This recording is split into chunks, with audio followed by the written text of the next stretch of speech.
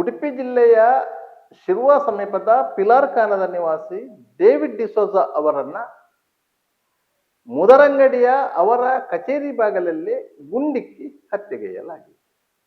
ಈ ಪ್ರಕರಣದ ತನಿಖೆಯನ್ನು ಕೈಗೊಂಡಂತಹ ಕಾಪು ಇನ್ಸ್ಪೆಕ್ಟರ್ ಅಜ್ಮತ್ ಅಲಿ ನೇತೃತ್ವದ ಪೊಲೀಸ್ ತಂಡ ಮಹತ್ತರ ಪ್ರಗತಿಯನ್ನ ಸಾಧಿಸಿದೆ. ಹತ್ಯೆ ನಡೆದ ಮರುದಿನವೇ ಪ್ರಮುಖ 3 ಆರೋಪಿಗಳನ್ನ ಪೊಲೀಸರು ಬಂಧಿಸಿದರು. ಅದರಲ್ಲಿ ಒಬ್ಬಾತನ ಕಾಲಿಗೆ ಗುಂಡು ಹೊಡೆದು ಬಂಧಿಸಲಾಗಿತ್ತು. ಆತನ ಹೆಸರು ರಾಜು. ಆತ ಉತ್ತರ ಪ್ರದೇಶ ಮೂಲದವನು. ಆತ ಆಸ್ಪತ್ರೆಯಲ್ಲಿದ್ದು ತದನಂತರ ಗುಣಮುಖನಾಗಿ ಬಿಡುಗಡೆಗೊಂಡ ಬಳಿಕ ಆತನನ್ನ ಕಾಪು ಇನ್ಸ್ಪೆಕ್ಟರ್ ಅಜ್ಮತ್ ಅಲಿ ಅವರ ನೇತೃತ್ವದ ತಂಡ ವಿಚಾರಣೆ ನಡೆಸಿದೆ. ವಿಚಾರಣೆಯ ಸಂದರ್ಭದಲ್ಲಿ ಇಡೀ ಹತ್ಯಾ ಪ್ರಕರಣದ ಹಿನ್ನೆಲೆಗಳು ಒಂದೊಂದಾಗಿ ಬಯಲಿಗೆ ಬರತೊಡಗಿವೆ. ಹತ್ಯೆಗಾಗಿಯೇ ನಿಯೋಜಿತರಾಗಿದ್ದಂತಹ 3 ಶೂಟರ್ಗಳು ಸುಮಾರು 2 ತಿಂಗಳ ಹಿಂದೆಯೇ ಪಡುಬಿದ್ರಿ ಪರಿಸರಕ್ಕೆ ಬಂದು ಉಳಕೊಂಡಿದ್ದರು. ಅವರಿಗೆ ಆ ವ್ಯವಸ್ಥೆ ಮಾಡಿದ್ದು ಕಿಶೋರ್ ಪೂಜಾರಿ ಎರ್ಮಾಳಿನವರು. ಈ ಕಿಶೋರ್ ಪೂಜಾರಿ ಒಂದು ಕಾಲದಲ್ಲಿ ಮುಂಬೈನ ಭೂಗತ ಜಗತ್ತಿನಲ್ಲಿ ಗುರುತಿಸಿಕೊಂಡಿದ್ದಂತಹ ಹೇಮಂತ್ ಪೂಜಾರಿ ಅವರ ಸಹೋದರ. ಯಾವುದೇ ಕ್ರಿಮಿನಲ್ ಹಿನ್ನೆಲೆ ಇಲ್ಲ. ಆದರೂ ಕಿಶೋರ್ ಪೂಜಾರಿಗೆ ಹೇಮಂತ್ ಪೂಜಾರಿಯ ಹೆಸರಿನ ಆಧಾರದಲ್ಲಿ ಕೆಲವೊಂದು ಸಂಪರ್ಕಗಳು ಬೆಳೆದು ಬಂದಿತ್ತು. ಆ ಸಂಪರ್ಕಗಳ ಹಿನ್ನೆಲೆಯಲ್ಲಿ ಕಿಶೋರ್ ಪೂಜಾರಿ ಡೇವಿಡ್ ಅವರನ್ನು ಹತ್ಯೆಗೈಯಲು ಸಂಚು ರೂಪಿಸಿದ್ದರು ಎನ್ನುವುದು ಪೊಲೀಸ್ ತನಿಖೆಯಲ್ಲಿ ಬೆಳಕಿಗೆ ಬಂದಂತಹ ಸತ್ಯ. ಕಿಶೋರ್ ಪೂಜಾರಿ ಗುತ್ತಿಗೆದಾರನಾಗಿದ್ದು ಸಾಕಷ್ಟು ವರಮಾನ ಇರುವಂತಹ ವ್ಯಕ್ತಿ. ಪಡುಬಿದ್ರಿ ಬಳಿ ಕಟ್ಟಡ ನಿರ್ಮಾಣ ಕಾಮಗಾರಿಯ ಕಾಂಟ್ರಾಕ್ಟ್ ನಿರ್ವಹಿಸ್ತಾ ಇದ್ರು. ತಿಂಗಳೊಂದಕ್ಕೆ ಸುಮಾರು 5 ಲಕ್ಷ ರು ವರಮಾನ ಇದ್ದಂತಹ ವ್ಯವಹಾರ ಅದಾಗಿತ್ತು. ಆದರೂ ಅವರಿಗೆ UPSL ಒಳಗಡೆ ಕೆಲವೊಂದು ಕಾಂಟ್ರಾಕ್ಟ್ಗಳನ್ನು ಹಿಡಿಯಬೇಕಂತ ತವಕ ಇತ್ತು. ಆ ಆಸೆಗೆ ತಣ್ಣೀರು ಎರಚಿದ್ದು ಡೇವಿಡ್ ಡಿಸೋಜಾ. ಡೇವಿಡ್ ಡಿಸೋಜಾ ಅವರನ್ನು ನೇರ ಎದುರಿಸಲಿಕ್ಕೆ ಕಿಶೋರ್ ಪೂಜಾರಿಗೆ ಸಾಧ್ಯ ಇರಲಿಲ್ಲ. ಯಾಕಂತ ಹೇಳಿದ್ರೆ ಡೇವಿಡ್ ಡಿಸೋಜಾ ಅವರು ಸಹ ಸದಾ ಪಿಸ್ತೂಲನ್ನು ಸೊಂಟದಲ್ಲಿ ಇಟ್ಟುಕೊಂಡೇ ತಿರುಗಾಡಿಕೊಂಡು ಬರುತ್ತಿದ್ದವರು. 10 ಹಲವು ಕ್ರಿಮಿನಲ್ ಕೇಸುಗಳಲ್ಲಿ ಒಳಗೊಂಡಿದ್ದವರು. ಆದ್ದರಿಂದಾಗಿ ಡೇವಿಡ್ ಡಿಸೋಜಾ ಅವರನ್ನು ಉಪಾಯದಿಂದ ಕೊನೆಗಾಣಿಸಲೇಬೇಕು ಅಂತ ತೀರ್ಮಾನ ಮಾಡಿದಂತಹ ಕಿಶೋರ್ ಪೂಜಾರಿ ಅದಕ್ಕಾಗಿ ಸಂಪರ್ಕ ಮಾಡಿದ್ದೆ ಬಿಹಾರ ಶೇಖ್ಪುರದ ಸೂರಜ್ ಕುಮಾರ್ ಎಂಬವರನ್ನ. ಈ ಸೂರಜ್ ಕುಮಾರ್ ಸಹ ಗುತ್ತಿಗೆದಾರರಾಗಿ ಕೆಲಸ ಮಾಡುತ್ತಿರುವವರು. ಅವರಿಗೂ UPSLನ ಗುತ್ತಿಗೆದಾರರಿಗೂ ಕೆಲವೊಂದು ರೀತಿಯಲ್ಲಿ ಸಂಪರ್ಕಗಳಿತ್ತು. ಆ ಸಂಪರ್ಕದ ಹಿನ್ನೆಲೆಯಲ್ಲಿ ಡೇವಿಡ್ ಡಿಸೋಜಾ ಅವರಿಗೂ ಸೂರಜ್ ಕುಮಾರ್ ಅವರಿಗೂ ಪರಿಚಯ ಬೆಳೆದಿತ್ತು. ಈ ಪರಿಚಯದ ಹಿನ್ನೆಲೆಯಲ್ಲಿ ಕಿಶೋರ್ ಪೂಜಾರಿ ಅವರು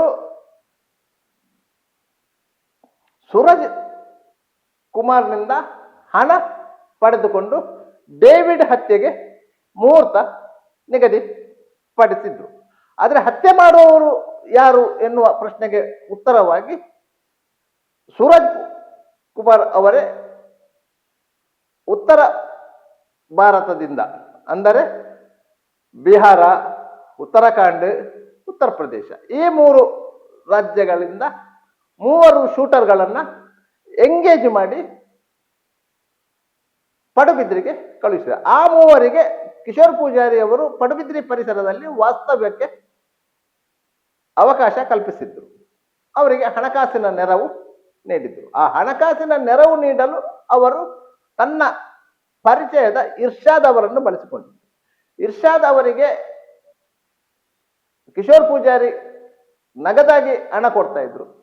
ಆ ಹಣವನ್ನು ಇರ್ಷಾದ್ ತನ್ನ ಪರಿಚಯದ ಯುವಕನ ಮೂಲಕ ಇವರ ಬ್ಯಾಂಕ್ ಅಕೌಂಟ್ಗೆ ಟ್ರಾನ್ಸ್ಫರ್ ಮಾಡ್ತಾ ಇದ್ರು. ಆದ್ದರಿಂದಾಗಿ ಆ ವ್ಯವಹಾರಗಳು ನಾಜೂಕಾಗಿ ನಡೆದಿತ್ತು. ಇದೇ ಸಂದರ್ಭದಲ್ಲಿ ಹಂತಕರಿಗೆ ಬಳಸಲು ಒಂದು ಬೈಕ್ ಬೇಕು ಅನ್ನೋದು ಕಿಶೋರ್ ಪೂಜಾರಿಗೆ ಗೊತ್ತಿತ್ತು. ಹಂತಕರ ಅದನ್ನು ಕೇಳಿಯೂ ಇದ್ರು. ಅದಕ್ಕೆ ಬೇಕಾಗಿ ಕಿಶೋರ್ ಪೂಜಾರಿ ಆಯ್ಕೆ ಮಾಡಿದ್ದು ಬೈಂದೂರು ಸಮೀಪದ ಎಡ್ತರೆಯ ಬಾಳಿಹಿತ್ಲುವಿನ ಲೋಕೇಶ್ ತೇಜ ಕೊಠಾರಿ ಎಂಬುವ. ಇವರಿಗೂ ಯಾವುದೇ ಕ್ರಿಮಿನಲ್ ಹಿನ್ನೆಲೆ ಇಲ್ಲ. ಇವರು ಮುಂಬೈನಲ್ಲಿ ಕೆಲಸಕ್ಕಿದ್ದಂತಹ ಸಂದರ್ಭದಲ್ಲಿ ಕಿಶೋರ್ ಪೂಜಾರಿಯು ಮುಂಬೈನಲ್ಲಿ ಕೆಲಸಕ್ಕಿದ್ದರು. ಅವರಿಬ್ಬರ ಮಧ್ಯೆ ಗೆಳೆತನ ಬೆಳೆದಿತ್ತು. ಅದು ಮುಂದುವರೆದುಕೊಂಡು ಬಂದಿತ್ತು. ಈ ಗೆಳೆತನದ ಆಧಾರದಲ್ಲಿ ಕಿಶೋರ್ ಪೂಜಾರಿ ಕೇಳಿದರು ಎನ್ನುವ ಕಾರಣಕ್ಕಾಗಿ ಲೋಕೇಶ್ ತೇಜ್ ಕೊಠಾರಿ ಅವರು ಒಂದು ಬೈಕನ್ನು ಒದಗಿಸಿದರು. ಅವರು ಮಾಡಿದ ತಪ್ಪು ಏನು ಅಂತ ಹೇಳಿದ್ರೆ, ಆ ಬೈಕಿನ ರಿಜಿಸ್ಟ್ರೇಷನ್ ನಂಬರನ್ನು ಬದಲಾವಣೆ ಮಾಡಿದ್ದು, ಅದರ ಇಂಜಿನ್ ನಂಬರನ್ನು ಉಜ್ಜಿ ತೆಗೆದದ್ದು. ಯಾಕಂತ ಹೇಳಿದ್ರೆ ಅದು ಕ್ರಿಮಿನಲ್ ಕೃತ್ಯಕ್ಕೆ ಬಳಸಲಾಗುವಂತಹ ಬೈಕು ಎನ್ನುವುದು ಅವರಿಗೆ ಸ್ಪಷ್ಟವಾಗಿ ಗೊತ್ತಿತ್ತು. ಅದಕ್ಕಾಗಿ ಒಂದು ವೇಳೆ ಬೈಕ್ ಪತ್ತೆಯಾದರೆ ಅದರ ಒರಿಜಿನಲ್ ಓನರ್ ಯಾರು ಗೊತ್ತಾಗಬಾರದು ಎನ್ನುವ ಕಾರಣಕ್ಕಾಗಿ ಅದರ ಇಂಜಿನ್ ನಂಬರ್ ಅನ್ನು ಉಜ್ಜಲಾಗಿತ್ತು. ಅದಕ್ಕಾಗಿ ಈ ಪ್ರಕರಣದಲ್ಲಿ ಅವರು ಆರೋಪಿಯಾಗಿ ಸೇರಿಕೊಳ್ತಾ ಇದ್ದರು. ಅವರನ್ನು ಪೊಲೀಸರು ಬಂಧಿಸಿದ್ದಾರೆ. ಬಿಹಾರಕ್ಕೆ ಹೋಗಿದ್ದಂತಹ ಕುಂದಾಪುರ ಪೊಲೀಸರ ತಂಡ ಸೂರಜ್ ಕುಮಾರ್ ಅವರನ್ನು ಅಲ್ಲಿ ವಶಕ್ಕೆ ತೆಗೆದುಕೊಂಡು ಕರ್ಕೊಂಡು ಬಂದಿದೆ. ನ್ಯಾಯಾಲಯಕ್ಕೆ ಹಾಜರುಪಡಿಸಿದೆ. ನ್ಯಾಯಾಲಯ ಅವರಿಗೆ ನ್ಯಾಯಾಂಗ ಬಂಧನ ವಿಧಿಸಿದೆ. ಇಲ್ಲಿಗೆ ಒಂದು ಹಂತ ಮುಗಿದಿದೆ. ಯಾಕಂತ ಹೇಳಿದ್ರೆ ತನಿಖೆಯ ಮಹತ್ವದ ಅಂಶಗಳು ಈಗಾಗಲೇ ಬೆಳಕಿಗೆ ಬಂದಿದೆ. ಒಟ್ಟು 8 ಮಂದಿ ಆರೋಪಿಗಳು ಈ ಪ್ರಕರಣದಲ್ಲಿ ನೇರವಾಗಿ ಶಾಮೀಲಾಗಿದ್ದಾರೆ ಎನ್ನುವುದು ಈವರೆಗಿನ ತನಿಖೆಯಲ್ಲಿ ಸ್ಪಷ್ಟವಾಗಿದೆ. ಆದರೆ ಈ ಆರೋಪಿಗಳಿಗೆ ಸಹಕಾರ ನೀಡಿದಂತಹ ಇನ್ನೂ ಹಲವು ಆರೋಪಿಗಳು ಹೊರಗಿದ್ದಾರೆ. ಅವರನ್ನು ಸಹ ಈ ಪ್ರಕರಣದ ಒಳಗೆ ಎಳೆದುಕೊಂಡು ಬರಲು ಪೊಲೀಸರ ತಂಡ ಶ್ರಮಿಸುತ್ತಿದೆ. ಇಡೀ ಡೇವಿಡ್ ಡಿಸೋಜ ಹತ್ಯೆ ಪ್ರಕರಣದಲ್ಲಿ ಚಲಾವಣೆಯಾದ ಒಟ್ಟು ಮೊತ್ತ ಕೇಳಿದ್ರೆ ಅಚ್ಚರಿ ಪಡಿಬೇಕು. ಯಾಕಂತ ಹೇಳಿದ್ರೆ ಕೇವಲ 2.5 ಇಂದ 3 ಲಕ್ಷದವರೆಗಿನ ಮೊತ್ತಕ್ಕಾಗಿ ಈ ಹತ್ಯೆ ನಡೆದಿದೆ. ಹತ್ಯೆಯ ಹಿನ್ನೆಲೆಯಲ್ಲಿದ್ದದ್ದು ಕೋಟ್ಯಂತರ ರು ಮೌಲ್ಯದ ಗುತ್ತಿಗೆ ವ್ಯವಹಾರ. ಆ ಗುತ್ತಿಗೆಯ ಆಧಾರದಲ್ಲಿ ಕೋಟ್ಯಂತರ ರು ಬಾಚಿಕೊಳ್ಳಬಹುದಾದಂತಹ ಅವಕಾಶಗಳು ಇತ್ತು. ಅದಕ್ಕೆ ಬೇಕಾಗಿ ಡೇವಿಡ್ ಡಿಸೋಜ ಅವರನ್ನು ನೇರವಾಗಿ ಎದುರಿಸಲು ಸಾಧ್ಯವಾಗದೆ ಈ ರೀತಿಯಾಗಿ ಯೋಜಿತ ರೀತಿಯಲ್ಲಿ ಹತ್ಯೆ ಮಾಡಲಾಗಿದೆ ಎನ್ನುವುದು ಈವರೆಗಿನ ತನಿಖೆಯಲ್ಲಿ ಬಯಲಿಗೆ ಬಂದಂತಹ ಸತ್ಯಗಳು. ತನಿಖೆ ಇನ್ನೂ ಮುಂದುವರೆದಿದೆ. Kapu inspector, Kundapura inspector, Udupi inspector ಎಲ್ಲರೂ ಸೇರಿಕೊಂಡು ಒಂದು ತಂಡವಾಗಿ ಕೆಲಸ ಮಾಡ್ತಾ ಇದ್ದಾರೆ. ಆ ಇಡೀ ತಂಡಕ್ಕೆ SP ಹರಿರಾಮ್ ಶಂಕರ್ ಅವರು ಸೂಕ್ತ ಮಾರ್ಗದರ್ಶನ ನೀಡುತ್ತಿದ್ದರು. ಪ್ರತಿಯೊಂದು ಹಂತದಲ್ಲಿಯೂ ಸಹ SP ಅವರ ಗಮನಕ್ಕೆ ಬಾರದೆ, ಅವರ ಸೂಚನೆ ಇಲ್ಲದೆ ಯಾವುದೇ ರೀತಿಯ ಕಾರ್ಯಾಚರಣೆಯನ್ನ ಈ ತಂಡ ಮಾಡ್ತಾ ಇಲ್ಲ.